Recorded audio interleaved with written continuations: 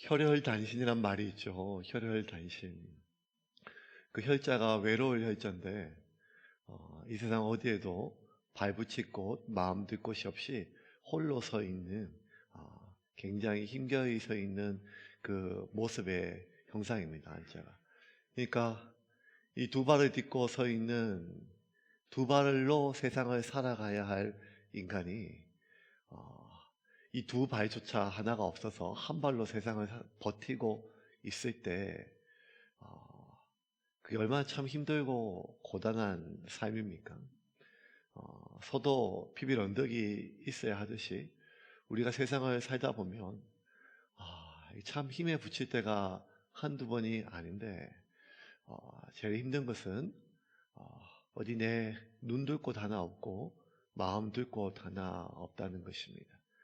예수님도 이 땅에 계시면서 내가 인자도 머리 둘 곳 하나 없다라고, 여우도 굴이 있는데 인자도 머리 둘 곳 하나 없다라고 예수님 하신 말씀처럼 우리가 이 세상에 살아갈 때 참 많은 사람들을 만나고 사귀고 접하고 심지어 가족으로 두고 있고, 그렇게 형제야 친구야 우리는 한 몸이다 라고 이렇게 말을 하지만 정작 어느 순간에 나는 철저히 혈혈단신인 것처럼 느껴질 때 참 인생이 외롭습니다. 그리고 고독하게 됩니다. 처음부터 나는 그랬던 것 같은 생각이 들어요. 그렇구나. 나는 도대체 누구하고 그렇게 깊이 있게 연결되어 적이 있었는가? 누구와 함께 그렇게 마음을 비비고 산 적이 있었는가? 이방인이라고 하는 그러한 단어처럼 늘 내 삶의 주변의 사람들과 안착되지 못하게 주변인으로, 이방인으로, 그 누구하고도 그 무엇과도 내가 안착되지 못하고 연결되지 못한 채 늘 혼자였던 것처럼 느껴질 때가 있지 않겠습니까? 그런데 그 이어령 박사님이 이제 마지막 수업이라고 하는 책을 하나, 이어령 박사님이 아니죠, 마지막 인터뷰했던 책들을 그걸 모아가지고 최근에 책이 하나 나왔는데, 그 이어령 박사의 마지막 수업이라고 하는 그 책에 이러한 꼭지에 이러한 내용이 있어요. 인간의 몸을 보면 하여튼 게 쓸모가 없는데 왜 있는지 모르겠지만 진짜 중요한 의미가 있는 게 하나 있다. 그게 뭔가 하면 배꼽이래요. 배꼽. 여러분, 배꼽 어디에 써먹는지 아십니까? 네, 배꼽 어디에 써먹는지 아세요? 배꼽 어디에 쓰냐고, 배꼽이 왜 그렇게 중요하냐고 인터뷰하는 기자가 물으니까 이령 박사 이렇게 얘기를 해요. 배꼽은 내가 누군가와 연결되어 있다는 흔적이래요.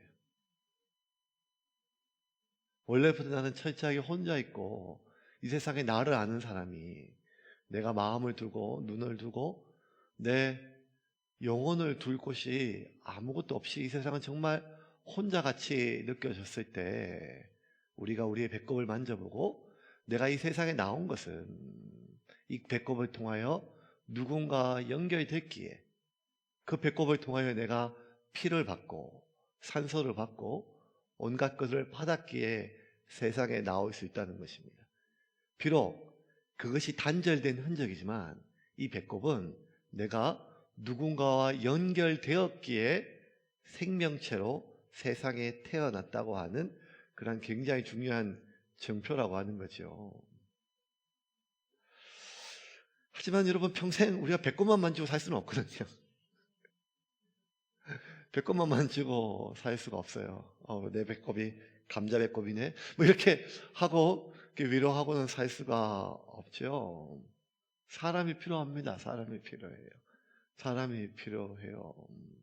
아니, 그렇게 뭐 넓은 공간이 아니라도 내 머리 둘 곳 하나면 됩니다. 눈 둘 사람 하나 있으면 됩니다.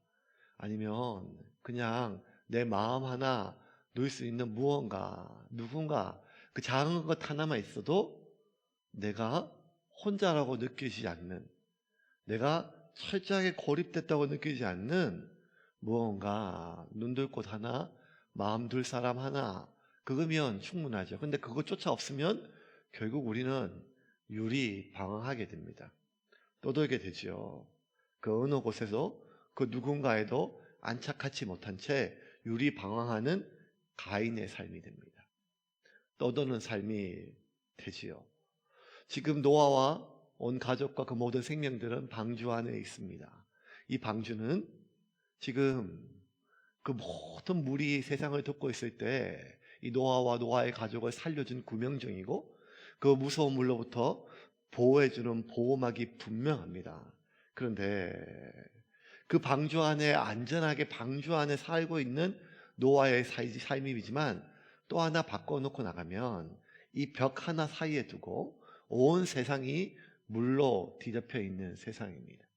그 물은 땅 위에 있는 모든 사람들을 죽인 물입니다. 그 물은 이 땅 위에 있는 모든 생명들을 단 하나도, 벌레 하나 남김없이 모조리 숨을 끊어버린 무서운 물이, 아니 그 물이, 세상에 있는 모든 생명을 앗아간 그 무서운 물이 나를 둘러싸고 있습니다. 그렇게 그 무서운 물 한가운데, 망망대해 한가운데 돛도 없이 닷도 없이 그냥 조류에, 해류에, 파도에 이리저리 떠밀려 유리방황하는 삶이 어쩌면 방주 안의 삶이죠. 150일을 그렇게 아무도 없다는 것입니다. 이 세상에 아무도 없습니다. 아니 그 어떤 생명도 없습니다. 오직 그 모든 사람을, 모든 생명을 앗아간 그 물로 뒤덮여 있는 그 세상의 혈혈 단신으로 방주가 이리저리 떠밀려 있다가 어느 날 쿵 하고 무언가에 닿았습니다. 그게 4절입니다. 4절 말씀 같이 한번 읽겠습니다. 일곱째 달 곧 그 달 11의 날에 방주가 아라라산에 머물렀으며.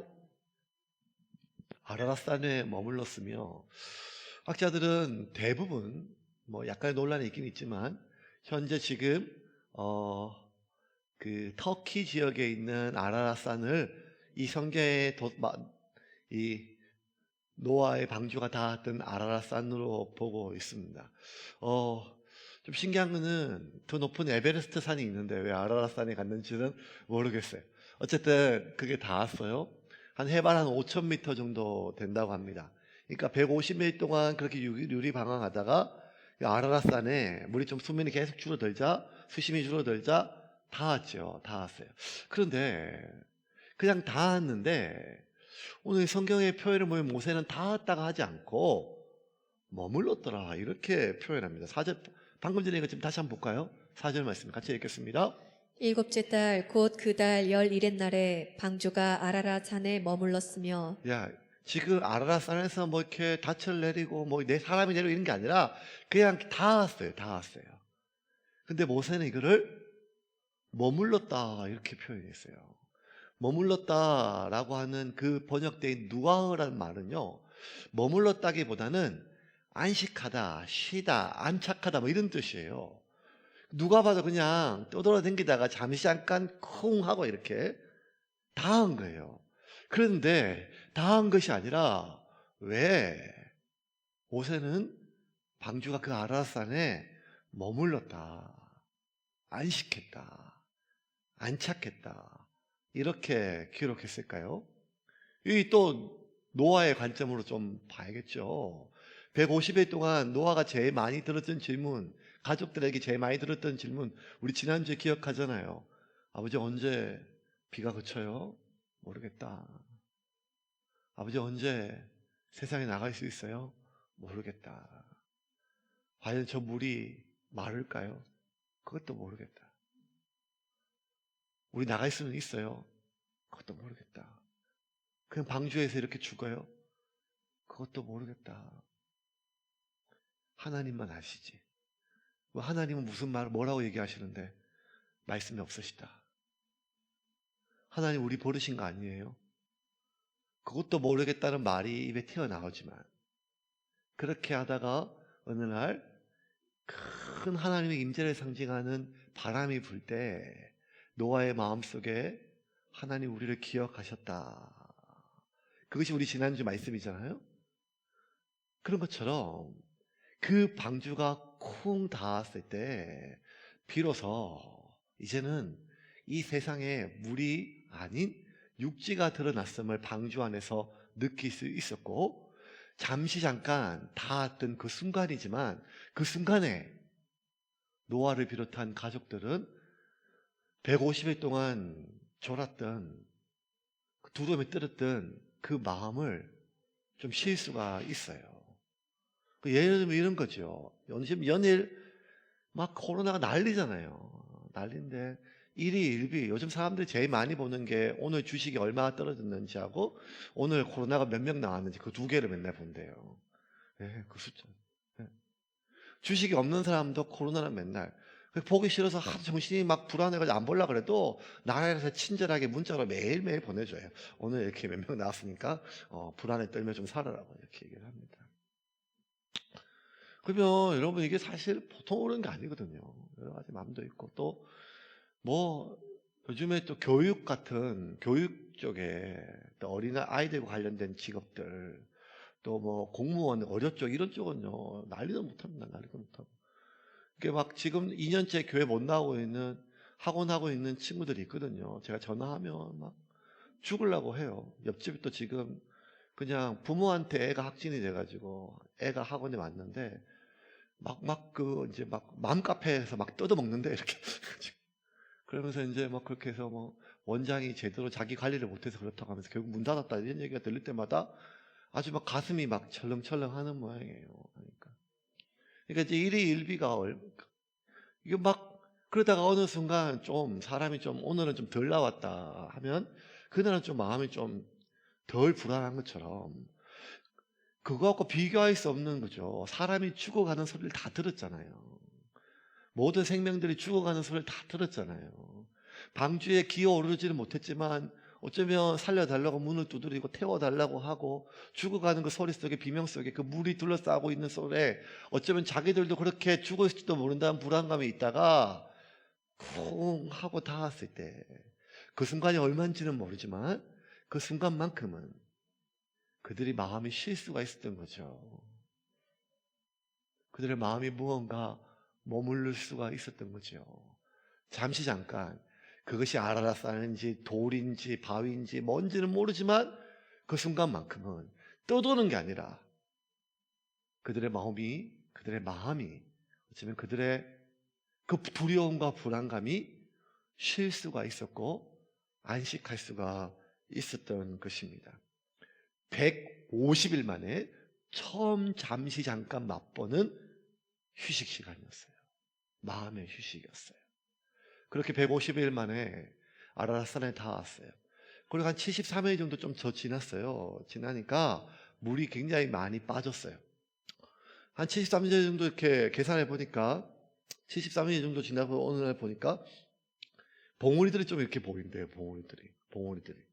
그러니까 아라라산이 한 5,000m인데 그 주변에 한 3,000m 정도의 이 작은 봉우리들이 좀 있었거든요. 작은 봉우리가 아니죠, 뭐. 우리나라에 보면 큰 봉우리지만 그쪽에서 아라라산에서는. 그러니까 여러분, 하루에 1m 넘게 물이 빠지는 거, 수심이. 그냥 굉장히 빠른 속도로 지금 물이 빠지고 있습니다. 5절입니다. 같이 보겠습니다. 물이 점점 줄어들어 열째 달 곧 그 달 초하룻 날에 산들의 봉우리가 보였더라. 한 2달 남짓한 시간 동안 2,000m나 물이 빠졌어요. 2달 동안 2,000m 올라가기도 힘든데 산을 물이 축축축 이제 빠른 속도로 지금 계속 빠지고 있는 중이에요. 산봉우리들이 이제 보이기 시작합니다. 그러고 나서도 40일이 더 지났어요. 40일이 더 지난 어느 날 물이 정말 어느 정도 빠졌는지 그리고 이제 물이 좀 말랐는지 노아가 확인하기 위해서 까마귀 한 마리를 밖으로 내보냅니다. 6절부터 7절입니다. 같이 보겠습니다. 40일을 지나서 노아가 그 방주에 낸 창문을 열고 까마귀를 내놓음에 까마귀가 물이 땅에서 마르기까지 날아 왕래하였더라. 나라 왕래하였더라. 이 말은 뭔가 나갔다가 안 들어왔단 말이에요. 방주에. 나갔다가 이 까마귀가 안 들어와요. 그러니까 아직 마른 땅이 있는 거 아니에요. 마른 땅은 나중에 비둘기가 이제 잎을 몰고 왔을 텐데, 그러니까 지금 아라산이 한 5,000m인데 물이 좀 빠졌었어요. 빠지고 한 3,000m니까 봉우리도 좀 보이잖아요. 그러니까 마른 땅은 아니지만 좀 젖은 땅들이 좀 있었고 그 젖은 땅 위에 죽었던 동물의 사체들이 좀 있었겠죠. 그러니까 까마귀가 좋아가지고 계속 날아다니는 게 아니라 하루 종일 날 수는 없어요. 날개가 쉬어야 되는데. 근데 잠시 쉴 수 있는 젖은 땅, 까마귀는 그 다 할 수 있거든요. 그리고 동물 사체도 있으니까 어쨌든 까마귀가 돌아오지는 않아요. 그래서 뭐 젖은 땅, 뭐 썩은 고기가 있을지는 노아가 좀 짐작할 수 있지만 진짜 이 마른 땅이 있는지 확인하고 싶어서 다른 동물을 보내, 새를. 그게 비둘기입니다. 비둘기를 보냅니다. 8절입니다. 같이 읽겠습니다. 그가 또 비둘기를 내놓아 지면에서 물이 줄어들었는지를 알고자 하매 자, 이 까마귀와 비둘기가 좀 묘한 대조가 있어요. 묘한 대조가 있어요. 그러니까 뭐 이렇게 일본에서는 까마귀가 길조로 보이지만 대부분은 까마귀가 좀 그 상징 자체가 썩은 것을 먹고 뭐 이렇게 하니까 동물, 심지어 사람의 시체까지 또 먹고 하니까 까마귀는 그런 이미지가 많이 있는데 성경에서 비둘기는 순결하고 온유한 뭐 이런 것들을 상징해요. 예. 하지만 대한민국에서 이제 비둘기는 좀 이렇게 막 이제 무섭죠. 이제 이렇게 막 후다닥거리고 뭐 이렇게 하고 지금 그런 비둘기 말고 지금 상징 그렇게 상징하지 말고 그래서 비둘기가 내어 보냈습니다. 이 까마귀가 몇 날 며칠을 날아다닐 수 없죠. 그러니까 잠깐 쉬어야 돼요. 하루 종일 날 수는 없으니까요. 근데 이제 까마귀는 좀 젖은 땅이라도 잠시 앉아가지고 쉴 수도 있고 그리고 또 아니 뭐 좀 쉴 수는 있지만 밥 먹을 때는 와야 되거든요. 저녁에 배가 고프면. 그런데 까마귀가 자기가 먹을 수 있는 동물의 사체나 뭐 어떤 사체들이 좀 썩은 것들 물이 드러나니까 그 안에서 그 사체들을 썩은 것들을 찾아서 먹어서 방주로 돌아오지 않았습니다. 까마귀는 그럴 수 있어요. 그렇게 젖은 땅에도 썩은 땅에도 또 썩은 동물을 먹고는 살 수가 있습니다. 근데 비둘기는 그렇지 않습니다. 비둘기는 마른 땅이 있어야 돼요. 동물의 사체를 먹고 살 수는 없습니다. 그래서 노아는 비둘기를 보냈어요. 왜냐하면 젖은 땅, 썩은 땅이 아니라 마른 땅, 살아있는 땅이 있는지를 확인하고 싶었어요. 노아는 아주 간절함이 있었습니다. 그렇게 정말 살아있는 땅, 마른 땅을 확인하기 위해서 비둘기를 보냈는데 비둘기가 그 땅을 못 찾고 돌아왔어요. 9절입니다. 9절 마지막 절 오늘 9절 같이 읽겠습니다. 온 지면에 물이 있으므로 비둘기가 발붙일 곳을 찾지 못하고 방주로 돌아와 그에게로 오는지라 그가 손을 내밀어 방주 안 자기에게로 받아들이고 발 붙일 곳을 찾지 못하고 방주로 들어와. 발 붙일 곳을 찾지 못하고. 지금 하루 온종일 날아다니는 하루 온종일. 한 150일 동안 갇혀있다가 밖에 나가니까 좋아가지고 막 그냥 천지를 막 한 게 아니라 하루 종일 뭘 했는가 하면 비둘기가 발 붙일 곳을 찾았다 그래요. 발 붙일 곳. 그러니까 발 붙일 곳, 우리 개혁성경에는 이렇게 발 붙일 곳 몇 자 안 되는데 원어에는 굉장히 길어요. 그 원어를 직역하면 이런 거예요. 비둘기의 발에 발바닥을 접촉할 수 있는 땅을 찾지 못했다 이렇게 나와요. 이 말도 참 웃겨요.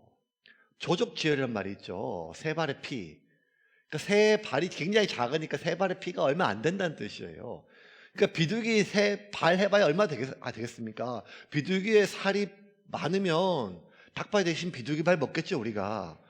그러니까 비둘기 진짜 그 살이 없죠. 발바닥. 근데 그 비둘기의 발의 발바닥 정말 얼마 안 되는 것이에요. 근데 그 비둘기 발의 발바닥에 닿을 만한 곳도 찾지를 못했다는 거예요. 비둘기는 그 정도만 있어도 잠시 내려가지고 이렇게 쭉쭉 쉬는데 그 정도의 마른 땅을 찾으려고 온 종일 날개가 어깨가 빠질 정도로 다녀도 그 정도로 땅을 찾지를 못했다는 거예요. 땅이 없었던 것은 아니에요. 까마귀가 잠깐 내려앉았던 젖은 땅은 있어요. 썩은 땅은 있어요. 그런데 비둘기는 그 땅에는 내려앉을 수가 없어요. 그 땅에서 쉴 수는 없어요. 그 젖고 썩은 땅에 발을 붙일 수 없는 게 비둘기예요. 결국 비둘기는 찾지 못하고 방주로 돌아왔어요. 그리고 돌아오는 비둘기를 노아가 손을 뻗어서 데려와가지고 방주 안에 들여요. 그 비둘기의 고단함 속에 비둘기의 간절함도 있고, 그 비둘기의 간절함뿐만 아니라 그 방주 안에 있는 노아의 그 간절함과 그 간절한 피곤함이 같이 묻어 있지 않겠습니까? 9절 말씀 다시 한번 읽겠습니다. 같이 읽겠습니다. 온 온 지면에 지면에 물이 있으므로 비둘기가 발붙일 곳을 찾지 못하고 방주로 돌아와 그에게로 오는지라 그가 손을 내밀어 방주 안 자기에게로 받아들이고. 2006년도 제주도에서 제가 DTS라고 하는 훈련 받을 때 가족들하고 같이 이제 다 같이 하는데 한 3개월 훈련 받고 3개월은 전도 여행이에요. 그중에 이제 한 달 반 정도는 해외에서 하고 한 달 반은 국내에서 하는데, 국내는 이렇게 정해진 게 아니에요. 기도하고 있다가 거지 전도 여행이에요. 그래서 이제 한 6, 7가정, 몇 가정, 하여간 여러 가정이 있는데, 그 중에 아침에 밥 먹고 정찰 때가 나가가지고 몇 군데를 찾아요. 오늘 우리 대 식구를 재워줄 수 있는 곳이 어디 있는지. 자기들끼리 기도해보고, 뭐 이렇게 머리에 뭐 보인다, 뭐, 하여간 어디에 찾자 해가지고 그 지역에서 이제 막 돌아다니면서 주로 만만한 게 교회죠. 이런 데 가가지고 우리가 이렇게 일을 하는데 재워줄 수 있겠냐, 뭐 할 수 있겠냐, 이렇게 물어봐요. 그러면 이제 여러분, 이게 그냥 젊었을 때 혼자 대학생들이 나가는 거지 전도는 괜찮지만, 그때 하민이 6살, 영지 4살 이럴 때리고 이런 깐난애들이 집에 있고, 그 이제 대장부들이 이제 마침에 이제 조를 짜고 차를 갖고 막 나가는 거예요. 거지도 이런 산거지가 없어요. 좀 재워줄 수 있겠냐, 애가 아프다 그러고 막 이렇게.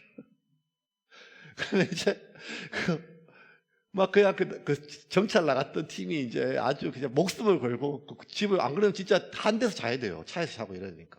그 애들 있는 집은 아주, 저 같은 경우는 나갈 때 아주 그냥 진짜 막 수십 번 후회로 내가 왜 이 고생을 했지, 이거 왜 해가지고 이 고생을 하냐 진짜, 막 진짜, 예, 막 하면서. 그래서 온종일 갔다가 저녁에 오면요, 애 엄마들이 눈을 빠지고 기다려요. 재워주고 찾았냐고, 재워주고 찾았냐고, 괜찮냐고. 그러면서 항상 엄마들 2개 물어요. 도움물 나오냐고. 애를 시켜야 되니까 도움물 나오냐고 하고. 그런 거 보면 이제 다시는 하지 못할 것 같아요. 근데 나가서 돌아다니는 저도 피곤하지만 집에서 온종일 기다리는 그 사람이 얼마나 피곤하겠어요. 근데 그거는 뭐 한 달 지나면 아는 일이니까 없어지는 거잖아요. 근데 그게 아니고, 이제 오늘 이 돈을 안 막으면 부도가 나요. 집이 넘어가요. 다 끝이에요. 뭐라도 좀 찾아보겠다고. 이제는 빌릴 도시, 친척도 다 전화 안 받고 누구도 전화 안 받아요. 오늘 안 막으면 끝이에요, 그냥. 그래서 뭐라도 좀 찾아보려고 온종일 다니는데, 그 집에서 기다리는 사람의 마음이 다니는 사람보다 더 같이 연결된 거 아니겠어요? 지금 노아는 비둘기를 보냈지만 비둘기와 같이 다니는 거죠. 시간이 지체되면 지체될수록 노아의 마음속에 없는 모양이구나, 없는 모양이구나, 없는 모양이구나. 하지만 어떻게라도 그 마른 땅을 찾고 싶었어요. 잠시 그 비둘기의 그 새의 발에 작은 그 발바닥을 디딜 곳에 그 작은 땅, 그 작지만 살아있고 마른 그 땅을 찾고 싶은 간절함이, 그 찾기 위한 고단함이 오늘 이 본문에 고스란히 다 묻어 있습니다. 왜 그렇게 집착할까요? 아니, 물이 이렇게 빠른 속도로 빠지고 있으면 조금 있으면 마르지 않겠어요? 그런데 지금 노아에게 필요한 것은 그가 마음의 희망이었었어요. 희망. 과연 이 땅이 생명이 살 수 있을까? 과연 이 땅에 새로운 생명이 태어날 수 있을까? 희망이, 가능성이 필요한 거죠. 발 디딜 곳으로 번역됐던 마지막이 마노하인데, 누아흐, 아까 안착하다, 정착하다 그런 뜻이에요. 그러니까 발 디딜 곳이 아니라 더 정확하게 하면 새 발바닥을 안착할 수 있는 곳이에요. 쉴 수 있는 곳이에요. 안식할 수 있는 곳이에요. 잠시 잠깐, 24시간이 아니라 365일이 아니라 평생이 아니라 하루 온종일 다녔지만 잠시 그 어깨 쭉지를, 날개 쭉지를 쉴 수 있도록 발을 내릴 수 있는 그 한 뼘의 땅이면 돼요. 그러면 희망을 가질 수 있어요. 이 세상이 모든 생명을 죽여버린, 삼켜버린 그 무서운 물로 덮여 있지만, 잠시 잠깐 나온 땅들은 썩어 있고 젖어 있지만, 그럼에도 불구하고 그 작은 그 마른 땅 위에 잠시 발을 디딘다면, 그 고단한 어깨를 휘었던 비둘기처럼 어쩌면 노아에게도 안식의 희망을, 안착의 소망을 가질 수 있기 때문에 그 땅을 찾았죠. 근데 못 찾았습니다. 결국 돌아왔어요. 여러분, 비둘기가 내릴 수 있는 그 땅이 어쩌면 우리에게 예배가 가장 적합한 단어입니다. 세상 사는 것 자체가 어쩌면 사방에 둘러싸인 물보다 세상이 무서울 때가 더 많거든요. 어떤 사람에게서는 좋은 곳에 취직했지만 그 취직했던 그 곳에서 사람이 무섭고 사람이 힘드는 걸 넘어서 사람이 무서울 때가 있습니다. 또 아침에 일어나서 그 사람들을 봐야 하는 것이 곤욕일 때가 있습니다. 여러분, 사람이 무섭고 사람을 보는 것 자체가 힘에 겨운 게 얼마나 힘든지 여러분 아시잖아요. 그게 직장이라 할지라도, 심지어 그게 교회라 할지라도, 그것이 가족이라 할지라도 어쩔 수 없이 내가 가야 되는데, 내가 얼굴을 봐야 되는 건 알지만 벌써 가기 전부터 마음이, 내 모든 영혼이 쪼그라드는 것처럼. 근데 여러분, 꼭 직장이나 이런 생업의 전투가 아니더라도 집 밖에서 사람을 만나는 것조차 힘에 겨운 사람들이 참 많아요. 우리가 육체 면역력이 사람에 따라 다 다른 것처럼 정서적으로 관계적 면역력이 약한 사람들이 있거든요. 꼭 무슨 히키코모리 그래서 집에 박차 있는, 남들이 봤을 때 사지 멀쩡하고 왜 저러고 방구석에 앉아서 밖을 안 나가냐 하는 게 속이, 가슴이 답답해서 미거지적이지만 그냥 누군가를 만난다는 거, 세상에 나간다는 거, 그것 자체가 힘에 겨운 사람들이 점점 늘어가요. 제가 접하고 만나는 많은 사람들은 진짜 그냥 세상 사람들이, 심지어 부모조차 이해하지 못하지만 어쩌면 크고 작은 짐들이 다 있는데, 우리가 인생을 살아갈 때 그 짐들이 각기 자기한테는 너무 힘에 겨운 거예요. 우리에게 세상이 그렇고, 우리에게 밥벌이가 그러며, 우리에게 삶이란 그런 고단함이 많습니다. 그래서 나를 위협하는 수많은 물들에 둘러싸인 것처럼, 나를 위협하는 이 세상 속에서 온갖 썩은내 진동하는 그 세상에서 사는 것처럼, 이 세상의 죄악에 내가 조금이라도 젖지 않기 위해서 어떻게든지 살려고 하루 온종일 파닥파닥 그래요. 제가 주일마다 토요일날 설교 마지막 원고할 때마다 어떤 마음을 갖는가 하면 이런 마음으로 기도해요. 하나님, 오늘 제발 위로의 말씀이 전거되게 해주세요. 위로의 말씀이 전거되게 해주세요.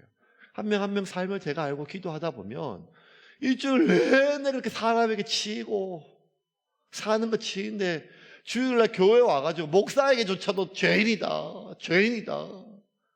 하나님이 진노하신다, 이런 얘기를 들으면 어떻게 살겠어요? 그냥 가만히 내버려도 힘든데 매 순간마다 하나님 위로의 말씀을 전해주시고 힘을 얻게 해주세요. 잠시 잠깐이지만 말씀을 통해서 좀 쉴 수 있게 해주세요. 그 마음이 제 마음이고 간절한 마음이거든요. 근데 어떨 때는 본문에서 하나님이 한탄하신다, 썰어버리신다, 죄악이다, 지옥이다, 이런 말씀이 있으면 말씀을 전하기 전부터 제가 수만 가지 생각이 들어요. 예배는 우리에게 그런 거예요. 그냥 24시간이 아니고 365일이 아니라 잠시 잠깐이지만 그 온종일 이 삶을 살아내기 위하여, 견디기 위하여 푸닥거렸던 그 날개를 잠시 내리고 내 마음이 하나님과 연결되어 내 영혼이 하나님과 연결되어 그래도 이 세상에서 세상을 살아갈 이유를 하나님으로부터 발견하고 그 영혼이 잠시 쉰다면 나는 이 잠시 이 한 시간이 지나고 나면 또 푸다 끓여야 되지만 그 한 시간의 그 쉼을 통하여 안식을 통하여 하나님과의 접속을 통하여 세상을 살아갈 이유와 힘을 받을 수 있는 게 그게 예배가 아니겠어요? 그게 예배죠. 그래서 오늘도 우리는 그 예배가 어떤 누군가에게는 의무이기도 하지만 그 예배가 너무 목마르고 그 예배가 배부르고 배가 고프고 더 정확하게 얘기하면 그 말씀을 통해 찬양을 통해 설교를 통해 기도를 통하여 하나님과의 연결을 간절히 바라서 이 자리에 오거든요. 예배란 우리가 이 세상에서 하나님과 연결될 수 있는 그 고귀하고 어쩌면 유일한 통로일 수도 있기 때문입니다. 여러분, 우리가 엄마랑 탯줄로 연결됐다는 것을 머리로는 알지만 그걸 기억하는 사람이 누가 있겠습니까? 배꼽이 내가 이 배꼽을 통해서 살아 있었다, 배꼽을 통해 살았다라고 생각하는 사람은 거의 없어요. 하지만 배꼽은 분명히 우리 가운데 있죠. 그리고 이 배꼽을 통해서 우리가 엄마랑 연결되어서 살 수가 있었던 것처럼 여러분의 영혼에 배꼽이 있습니다. 하나님과 단절되어 지금은 어디에 붙었는지도 우리가 짐작조차 못하지만 그 예배를 통하여 말씀을 통하여 찬양을 통하여 그 우리의 영혼이 하나님과 연결됩니다. 접속됩니다. 그리고 접속되는 순간 우리에게 하나님의 생명력이 흘러오게 됩니다. 근데 문제는 이거예요. 아니 그거 뭐 다 아는 얘기죠, 목사님. 다 아는 얘기죠. 그런데 예배는 천지 빛깔이고 교회는 깔린 게 교회인데 그 하나님을 만날 수 있는 예배가 귀하다는 거예요. 그 하나님과 연결될 수 있는 교회가 귀하다는 거예요. 수백 개의 채널을 틀어도 볼만한 TV가 없는 것처럼 지금 이 순간에도 TV로 수백 개의 교회를 유튜브만 틀면 지금 이 순간에도 수천 개의 교회가 실황 중계를 하는 이 순간 속에서도 이 교회, 저 교회, 이 설교, 이 목사, 저 수많은 것들을 해도 나는 하나님을 찾고 저 목사도 하나님을 지금 이야기하고 있는데 그 찬양도 분명히 하나님의 은혜를 찬양하고 있는데 대표 기도하는 분도 하나님을 얘기하고 있는데 우리 모두 다 하나님을 찾고 하나님을 이야기하고 있는데 그 어느 예배조차도 내가 하나님과 연결되는 그 하나님과 접속되는 그 하나님을 통하여 내 영혼이 소생함을 얻는 안식할 수 있는 예배를 찾지 못한다는 것입니다. 어쩌면 우리에게 가장 절실하고 가장 냉정한 문제는 우리가 교회를 안 다니는 것이 아니라 우리가 예배를 안 드리는 것이 아니라 우리가 하나님과 연결될 수 있는 예배를 하나님과 연결되는 기도를 하나님과 연결되는 말씀을 우리가 찾지 못한다는 것입니다. 이제 말씀을 좀 정리하겠습니다. 여러분, 지금 이 순간 그렇게 그 예배를 그 비둘기처럼 이 세상에 잠시 잠깐 안착할 수 있는 그 작은 땅을 마른 땅을 찾고 있는 존재는 비둘기뿐만 아니라 노아뿐만 아니라 우리뿐만 아니라 오늘 본문에 보이지 않는 한 분이 계십니다. 그게 누군가 하면 바로 하나님이십니다. 비둘기는 성령을 또 상징해요. 예수님께서 세례를 받으실 때 하늘로부터 성령이 임재하셨는데 그 성령이 임재하실 때 비둘기의 형상으로 임재했답니다. 누가복음 3장 22절입니다. 성령이 비둘기 같은 형체로, 성령이 그냥 오면 되는데 비둘기 같은 형체로, 비둘기 모양으로, 비둘기 같은 형체로 그에게 우리에게 강림하시는 성령이. 그러므로 비둘기처럼, 성령은 비둘기는 성령처럼 이 땅에 잠시 잠깐 발을 안착할 곳을 찾아요. 하나님이 자기를 24시간 영과 진리로 예배하는 천사가 수천만인데 왜 인간을 만들었는가 하면 땅 위에 당신의 영혼을 닮은 하나님이 접속할 수 있는 영적 존재를 필요했기 때문에 만드셨거든요. 하나님은 지금도 당신의 영혼이 안착할 수 있는, 당신의 영혼이 접속할 수 있는 그 영혼을 찾으십니다. 그래서 예수님은 이렇게 말씀하셨습니다. 요한복음 3장 23절입니다. 아버지께서 참되게 예배하는 자들은 영과 진리로 예배할 때가 오나니 곧 이때라. 아버지께서는 자기에게 이렇게 예배하는 자들을 찾으십니다. 이 찾다 할 때 이 찾다는 단어가요, 목마른 사슴이 시냇물을 찾기에 갈급할 때 목숨을 걸고 타들어가는 갈증 속에서 찾는 물을 찾는 사슴의 심정으로 하나님이 지금도 뭘 찾는가 하면 이렇게 하나님께 영과 진리로 갈급함으로 하나님께 예배하기를 원하는 자들을 찾으신대요. 이게 얼마나 언밸런스예요. 한쪽에서는 하나님을 찾고 있어요. 하나님의 이름을 얘기해요. 하나님, 내가 여기 있습니다. 예배드립니다. 예배를 받아주세요. 나에게 은혜를 주세요. 나에게 생명을 주세요. 나에게 힘을 주세요. 오늘을, 일주일을, 세상을 살아갈 수 있는 하나님의 힘을 하나님 나와 연결시켜 주세요 라고 한쪽에서 하나님을 부르고, 하나님은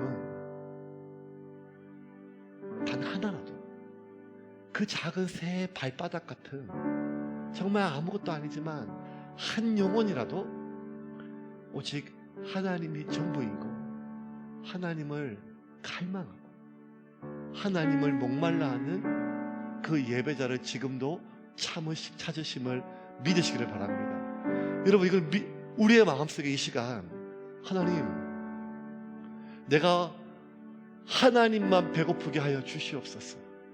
오직 그 하나님에 대한 갈급함이 내 안에 일어나게 하여 주시옵소서. 하나님, 내가 하나님이 받으시는 예배, 내가 은혜 받는 예배, 내가 회복되는 예배, 내가 위로받는 그 예배를 넘어서서 오직 하나님이 받으시는 그 예배를 드리는 한 사람의 예배자가 되게 해 주시옵소서. 그런 마음으로 우리가 오늘 이 시간 예배를 드린다면 하나님, 이 공간에 우리의 심령 가운데 임하실 줄을 믿으시기를 바랍니다. 이 시간 우리 같이 한번 찬양하면서 그런 마음으로 같이 한번 예배합시다. 이 시간 전심으로 간절한 마음으로 하나님 앞에 찬양하며 예배하겠습니다. 주를 위한 이곳에, 주를 위한 이곳에 예배하는 자들 중에 예배하는 자들 중에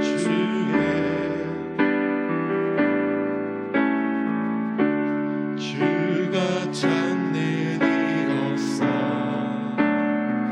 주님께서 슬퍼하시네.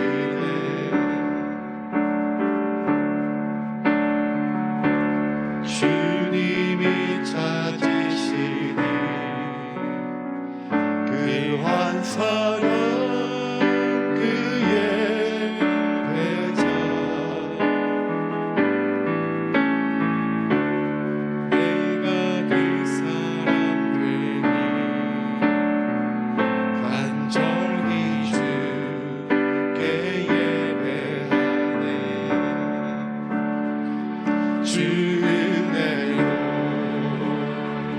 이곳에 서 있는 주임죄에 엎드려 절하네.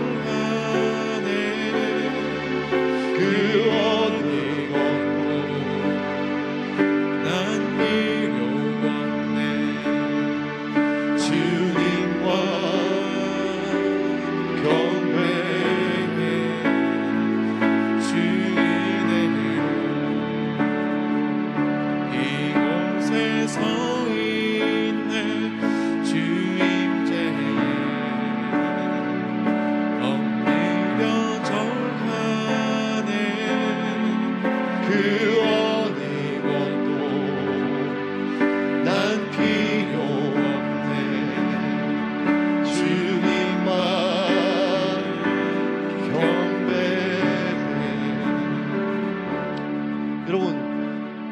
세상이 교회를 못 살려요. 여러분 기억하셔요. 세상은 교회를 살릴 수 있는, 아니 반대로 교회는 세상을 살릴 수가 없어요.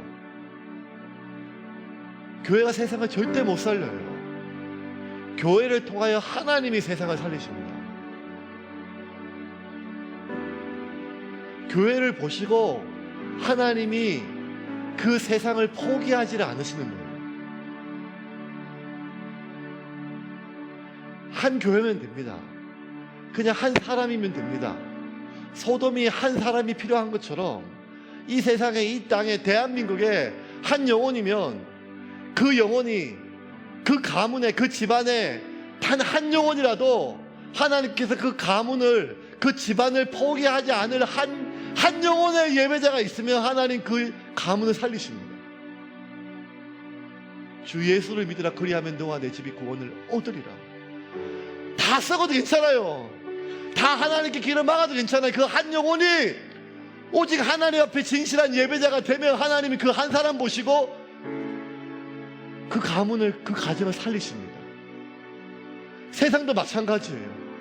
우리가 그 어떤 많은 일을 하고 많은 사람을, 내 몸을 불사르게 내어지고 구제하는 것이 아니라 하나님 앞에 우리가 진실되게 예배하는, 오직 하나님 한 분만으로 예배하는 한 교회가 있을 때 하나님은 그 교회를 통하여 그 도시를 살리십니다. 하나님. 그러므로 여러분,